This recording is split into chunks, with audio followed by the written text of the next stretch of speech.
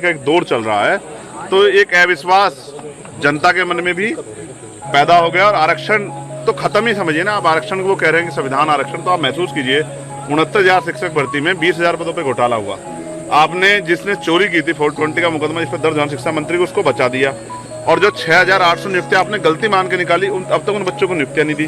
तो इसका मतलब आप अधिकारियों के साथ तो घोटाला कर ही रहे हैं। इसलिए संविधान के आधार पर देश नहीं चल रहा, इसलिए बार बार कहा जा रहा है। जबकि भाजपा के नेता भी इस पर बयान दे रहे थे, बयान देने की जरूरत क्यों पड़ रही है?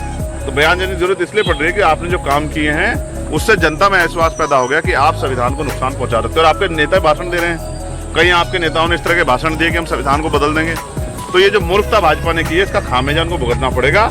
और मैं आपसे फिर कह दूं, अलायंस नहीं, जनता चुनाव लड़ रही है। और जनता में महंगाई, बेरोजगारी और तमाम तरह से जो कानून व्यवस्था में खराबी है और जिस तरह से देश की इकोनॉमी गिर रही है, जनता विरोध है, जनता चुनाव लड़ रही है। और जहां जीतेगी वहां जनता जीतेगी।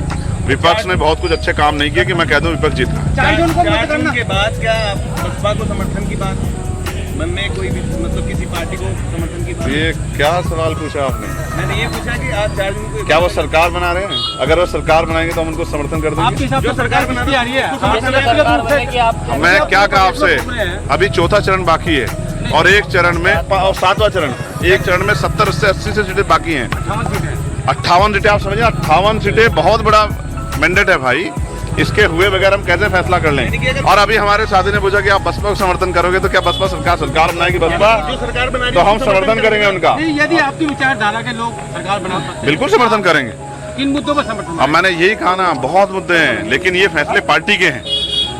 पार्टी जो फैसले करेगी, हम डुमरियागंज भी लड़े हैं और हमारे साथी स्वामी प्रसाद मौर्य जी कुशीनगर भी लड़े हैं। तो जो हमारे साथी जीत के आएंगे, हम लोग बैठ के और पार्टी हित को और संगठन को और अपनी विचारधारा को इसमें ध्यान में रख के फिर उससे फैसले लेंगे कि हमें किसको मदद करनी है। क्या लग रहा है इस बार इंडिया का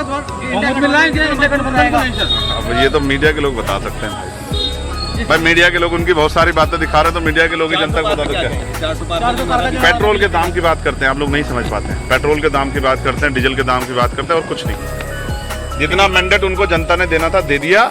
वो जब नगर पालिका नगर परिषद का चुनाव था, उन्होंने कहा कि ट्रिपल इंजन की सरकार बना दो। रखते हो और मेरी बात की पहरेदारी करना चाहते हो और बाबा साहब अम्बेडकर मान्यवर काशीराम साहब के सपने को पूरा करना चाहते हो, तो एक एक वोट गन्ना किसान के निशान पर डाल देना और भाई स्वामी प्रसाद मौर्य जी के हाथ मजबूत रहना।